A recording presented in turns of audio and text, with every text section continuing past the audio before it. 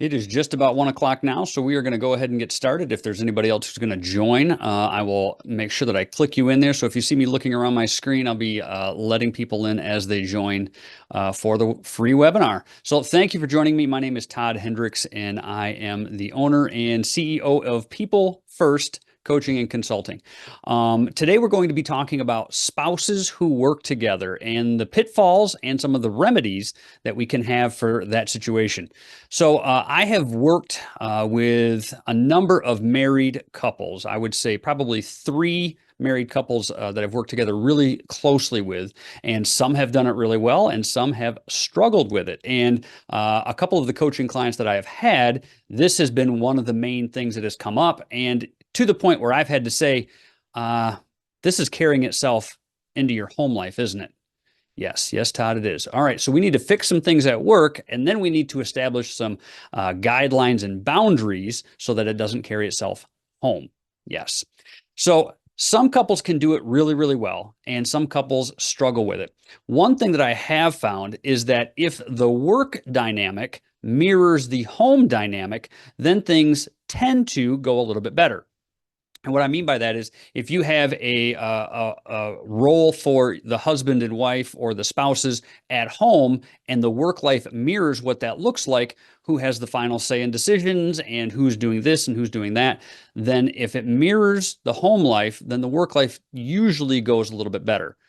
If you have a home life and a work life that are opposite of each other, let's say the final decision maker at home is not the final decision maker at work, then that tends to cause some problems and some issues. So we're going to go through 8 pitfalls that befall couples who work together. And this is not just people, we both work at the factory and we drive together. I'm not talking about that. I'm talking about couples who own a business or run a business together. So the first pitfall is the blurred work and life boundaries. Work discussions can often spill over into home life. So if you're having a discussion at work and then it's like, oh, time to go get the kids, we've got to go pick the kids up, and then we'll finish this up at dinner. And then you're talking about work at dinner, and the kids are kind of just sitting there eating their dinner like, oh man, when are mom and dad going to talk to us? Yeah. So make sure that you have established good work and home life boundaries and create some sort of separation so that you don't have those blurred lines, because that could tend to get in the way of some good marriage discussions that you may want to have. Number 2, power struggles or role confusion. And I mentioned this as we just got started, is if your work life mirrors your home life in that dynamic, then things tend to go a little bit better as long as there's some clear understandings. But if you have disagreements and who has the final say at home does not have the final say at work, and then you're struggling to figure out how to navigate that situation, that's going to bleed over into your personal relationship with each other. So one thing that I've talked to young couples, who are getting married, that I like to joke around with, and they say, "Oh, so and so is perfect, and oh, it's so great." And I say, "Is there anything that's annoying about that person?" "Oh, well, sure, but I love them, and it doesn't matter." And well, then I say, "Well, you're an idiot." Lovingly so. I say that lovingly so. But things that annoy you a little bit now will not annoy you less when you're married. They're going to amplify and get worse once you're married. Same thing can happen when you are running or own a business together with your spouse. The little things at home may bleed over into the work life, and then it's like, oh man, he's never on time at home, and now he's never on time at work, and we're trying to be professional. Those can cause some problems in that relationship. So number 3, financial stress. Oftentimes, a husband and wife have 2 separate jobs that are not connected to each other. So if one starts struggling, if one is an entrepreneur and business is slow, the other can kind of take up the slack a little bit. But if you are both owning and running the same business and you have financial issues or hardships, then that's going to cause some problems at home, because the stress will then not go away once you get home, because you're both going to be feeling that. Personality profiles, such as like the DISC profile, can be a really great thing for a husband and wife to take when they are looking at running or working in a business together. So I'll use myself and my wife as an example. We have known each other since ninth grade in high school. That's when we first laid eyes upon each other in typing class with typewriters. Yes, I won't tell you how old I am. So we have known each other, and I don't think there's anything that we don't know about each other. But we have never run a business together and we've never worked together. So there are going to be things that she does in her professional environment that I may not necessarily know that's how she works. And if we were to start running a business together, that would probably be a good idea. One of the things that we can talk about is risk assessment. I tend to be the person in our relationship who is more okay with taking risks, whether it's climbing out on a tree limb or letting our daughters ride their bike in the street or whatever it is. I am usually a little bit more risk permissive, we'll call it. And my wife wants everything to be safe.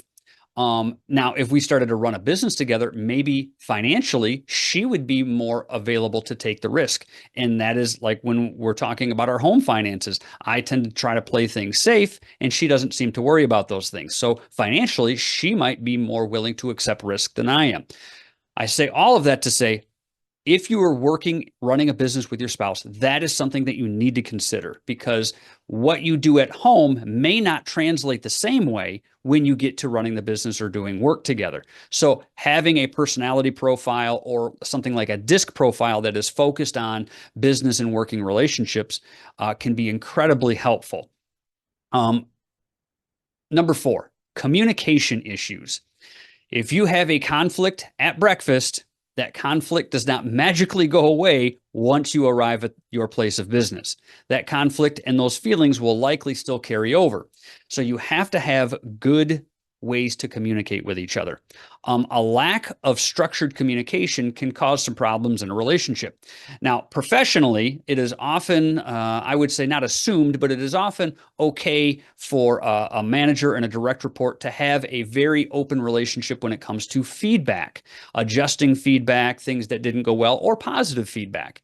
And in a professional environment, a manager can come to a direct report and say, hey, Todd, you didn't do this so good, but we're going to work on this together so that it improves. And usually the direct report's like, okay, yep, that's how we structured these types of conversations. I'm okay with that.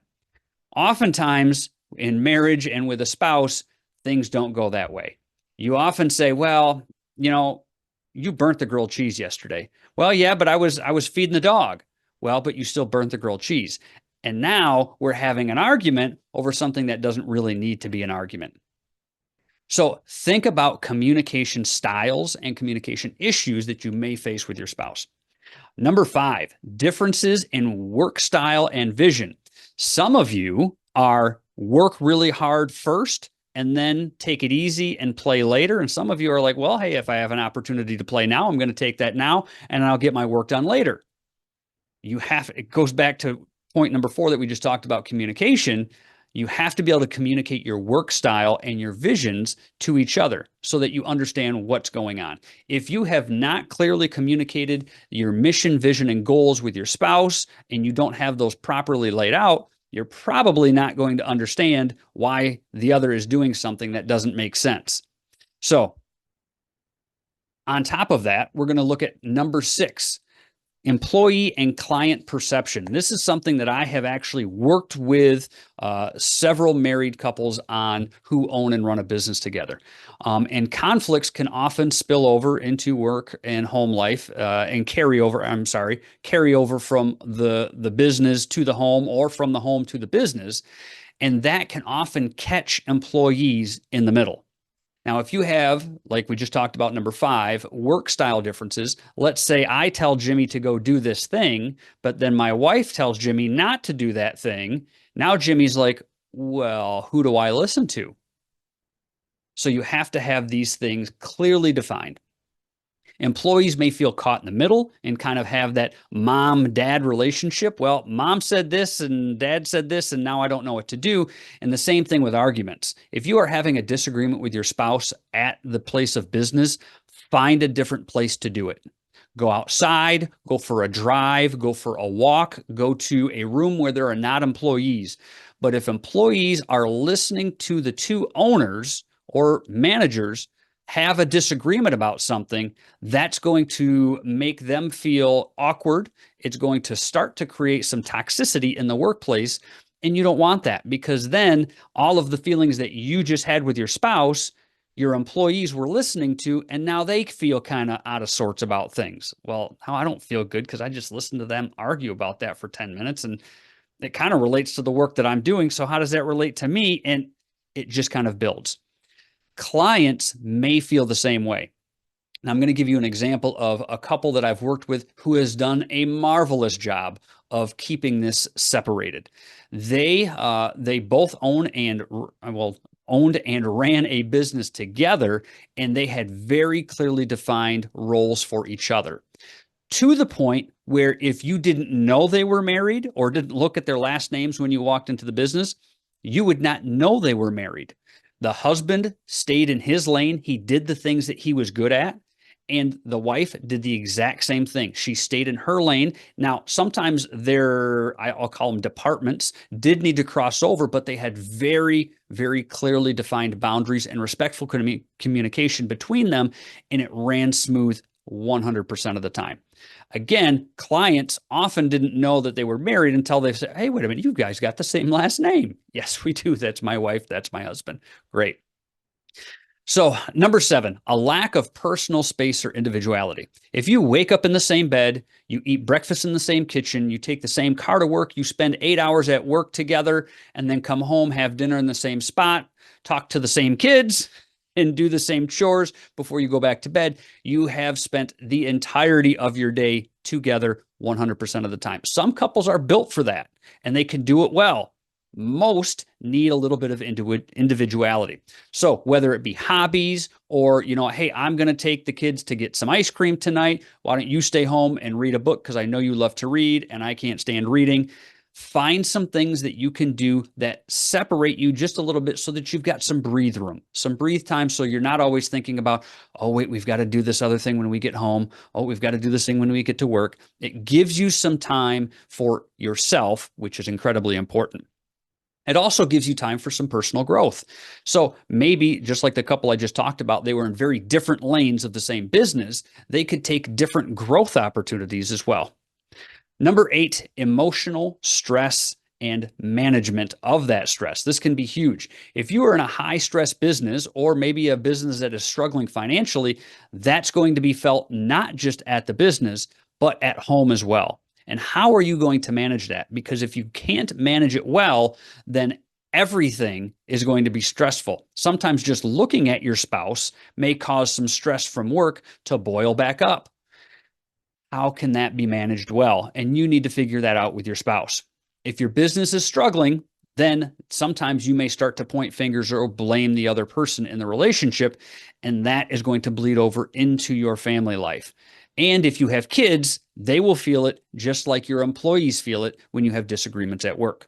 So those are the 8 pitfalls of running and owning a business together that we need to try to avoid. So now I'm going to give you the 8 counterpoints to that will help you rectify those things so that you don't fall into those pitfalls. So number 1 is set clear work and home boundaries.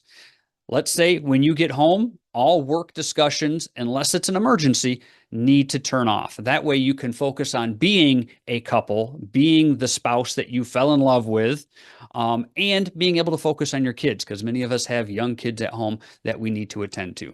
And if your kids are not feeling like they are listening to work conversations all the time, be like, oh, hey, I got a regular mom and dad. We can go play soccer in the backyard or go get that ice cream that we talked about. So this also helps you avoid burning out.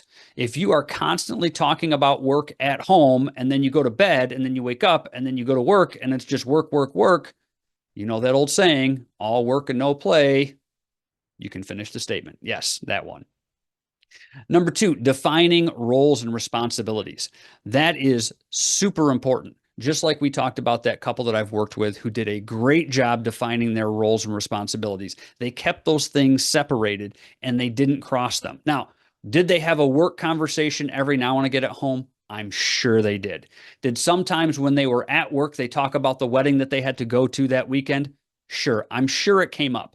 But they did such a good job. Like I said, people who didn't know they were married didn't know they were married. And that was a really good thing.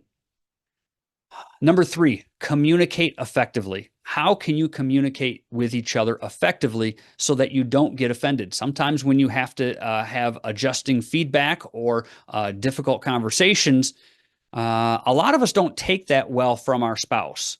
But in a professional environment, we've been trained or we have a system set up for communication where we have to take it and we can be a bit more objective. That is something that is hugely important for a married couple who is running or managing a business together. You need to actively listen and validate each other's concerns. And one way that you can do that is adopt each other's perspective. You've heard the old saying, if you walk a mile in someone's shoes, you'll have a better perspective about their life. And that is important as a spouse managing or running a business together as well. It's hard to do because we as human beings, we see things from our perspective. And oftentimes we think we're right all of the time. If you are mature enough to say, I might not be right all the time, let me listen to someone else's perspective, you're going to go a long ways in life. But it's hard for us to do that. If you can do that, you can really help your spouse. And I'm going to talk about helping each other win in just a minute. Number four, support and appreciate each other. How can you support and appreciate each other at home as a spouse? Because that's important for your marriage, but also as co-managers or co-owners of a business. Well, I would say this: help each other win. And I'm going to use a football team. And a football team I like using because they've got a lot of different players who have a lot of different roles and have different size differences as well. So if you think about an offense on a football team, you've got these big 300-pound guys who are on the line, who are protecting the quarterback. And they are big 300-pound strong guys because why? They have all these other players who are trying to tackle their quarterback, and their job is to protect the quarterback. So if you just have a large human being who is hard to move, you're going to be better at your job. You also have slender, skinny, 185-pound wide receivers who can run really far, really fast. Now, what if we were to swap those two players? Would you want, if you were the quarterback, would you want a 185-pound skinny wide receiver protecting you from a large group of other 300-pound men chasing you? Probably not. And would you want your wide receiver running at half the speed because he's 300 pounds? No. It doesn't work. But that's what makes a team, is the varied skill sets that are within this team. So if you have skills that your spouse doesn't have, use them in a way that makes you both win. So I'll use a simple, easy example. My wife and I. My wife is really good at technology. Now, I will spend an hour and a half trying to figure out how to connect a printer to a computer. Finally, before I get ready to throw it through the window, I'll just go into the other room and say, honey, I need your help. And she'll come in and do it in 5 minutes. And that is the bane of my existence sometimes. But sometimes she comes in from the other room and she'll be like, upper left-hand corner of the living room, that critter needs to die. And so then I go kill a spider. We have our skill sets. We know the things that we're good at. And part of that is letting the other person be good at it. Sometimes we have this competitive nature, and if you're a business owner, you're probably a driven person. You're probably someone who likes to compete, and you probably have a competitive nature. That can be dangerous if you're working with your spouse. You don't want to compete with your spouse. You want to compete for your spouse. And what I mean by that is if your spouse has a skill set that's really valuable and really good, let them win. Let them do the thing that they're really good at. And let's take it a step further. How can you help them win? I was talking with a client last year who was a husband-wife team that was running a business, and that was one of the questions that I came down to, is their different departments were constantly at odds with each other. And finally I said, what's dinner like when you get home? Well, sometimes we don't talk until it's time for bed. And I said, that's horrible. Don't you love this person? Yeah. So why would you want that for your relationship? I said, instead of working against them and telling them what they've done wrong, is there a way that you can maybe cover some of their deficiencies and help them win? They had never thought of that before. So helping each other win is great because think about the football team. If the wide receiver is helping the lineman win, they're both winning, because if one wins, the other's going to win as well. Now, if they're both losing, yeah, then you're going to lose the game. And as a spouse or as a business owner, you don't ever want to lose that game because that's really important. Number 5, maintain individuality and personal growth.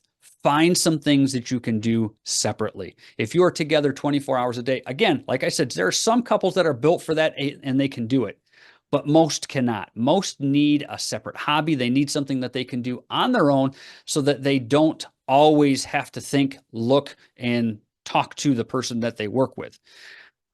Encourage your spouse to do things on their own. Maybe there's a book that they want to read and they like to read. Again, that's something my wife loves to read. And so I learned in our marriage that when she's reading a book, that is incredibly valuable time for her. Me, I'm not a reader. So I'm thinking, man, let's go outside and, I don't know, play in the backyard with the kids. And that fills my cup. For her, filling her cup is sitting down on the couch, putting a blanket on her lap and reading a book. So figuring out the things that you can do alone and sometimes together that build each other up or just fill your own cup can be incredibly helpful, because then you're refreshed, you're refilled, and you might not be thinking about work for a couple of hours, which as entrepreneurs and business owners, I know can be a hard thing to do. Number 6, schedule non-work time together. Like I said, if you sleep in the same bed, you eat breakfast in the same kitchen, drive the same car to work and spend all day and then all evening together, it's hard to not talk about work. And I get that, but it is incredibly important if you want your business to thrive and your marriage to thrive, to find some things to do together that are not business related. Like I said, all work and no play makes Jack and Jill boring and sometimes grumpy. So what can you do? Is it date nights where it's like, okay, we're going to go to dinner together. We're going to drop the kids off at my folks' house, and we are going to talk about anything and everything that is not work and business related. That can be hard to do, but if you stick to it, it will be so much better for your relationship, and you'll probably find that work is a little bit better as well. How about vacations? Do you take work on vacation with you? Sometimes we have to, and I get that. I know when I go on vacation, I have to take work with me, but I also set aside certain times of the day where, okay, Mom, you're going to take the girls down to the pool, and I am going to spend 1 hour up here in the hotel room doing this work. Then once I'm done with that 1 hour, I'm free to be dad the rest of the day, and the laptop goes away. If you can make hard lines in the sand like that for yourself, you will be much happier. Number 7, handle conflict constructively. Now, I know a lot of corporations and businesses that are larger have a system and framework in place for giving feedback and having hard conversations. Often when you have a husband and wife team, you don't have that because, well, I knew them since high school and I just know how they are, so I can just say this thing. And how often does that go well? Yeah, not a lot. So knowing how to effectively communicate and handle constructive criticism. Oftentimes professionally, places that I've worked has a framework where you regularly receive positive feedback and adjusting feedback. And after the first couple times, you realize the adjusting feedback is not to critique you and make you feel bad, but to make you better. And objectively, your brain can reason that and say, okay, yeah, this is actually good for me and I can do this. How many of you can take that from your spouse? Not many of us. Not many of us can take things objectively from our spouse that may reflect negatively upon ourselves. So establishing that can be highly effective. Like that couple that I spoke about earlier, who has a wonderful working relationship, they have that. They can say critically adjusting things about performance to each other in an objective way, and they don't get upset about it. Now, they have practiced how to say those things. So not saying, hey, you're horrible at this. Why did you do it that way? That was dumb. No, they say things in kind ways and respectfully, and that helps a tremendous amount. Also, sometimes you can seek outside guidance, kind of like what I do. I've been called into a couple of clients who are married and helped them and realized, man, yes, I'm helping their business, but I'm also helping their marriage, because now, since the business is running better, they're not mad at each other when they go home. So seeking outside help who can be objective and see things from both sides can be helpful for your marriage and also for your work life. And the final thing, number 8, is having shared vision, mission, and goals. If you don't have this, whether you're working with your spouse or not, I would highly encourage you to establish goals, a mission, and a vision for your business. So this is something that can kind of direct all things. If you and your spouse have vastly different skill sets, that's okay. Like we talked about with the football team, that's often preferred. How do you manage those things? That's the secret sauce. Now, if you have vastly different skill sets, that's okay. But what I want you to do is align them with the vision and mission of your business. Now, if you make a decision that your spouse may not agree with, as long as you can align that with your mission or your vision, then your spouse will start to gain some of your perspective and say, oh, I see why they did that. Okay, that makes sense. And the more finely tuned you are on your mission, vision, and goals, the more likely the decisions that the other make will make sense to you. But again, wrapped into all of that is the communication piece. Regularly revisit your mission and goals. If you are starting to come off of alignment just a little bit, just like a car, if you've got one tire that isn't aligned, it's going to make the whole car run rough. But if you can get everything aligned, there we go. Now things are pointing in the same direction. Things will run much, much smoother. And when making decisions, part of that communication process is making sure that the decisions that you make together are aligned with your mission, your vision, and your goals. So those 8 things will help you avoid the 8 pitfalls of running and managing a business together with your spouse. If you have any further questions, feel free, give me look me up. I'm sorry, on Facebook. I was looking down at the screen to see the participants. You can look me up on Facebook at PF Leadership Group. That is a private group where we talk about all things leadership, but it is open to the public. So if you request access, you will receive access. The reason that it's private is it helps me manage that a little bit better, so I can have a little bit more control over what things are talked about and things that are said. You can also find me on Instagram and my YouTube channel. If you have any questions about anything that we've discussed, please feel free, reach out. I would love to have a discussion with you. Links to everything will be in the description below. Thank you for joining me today and have a fantastic rest of your week.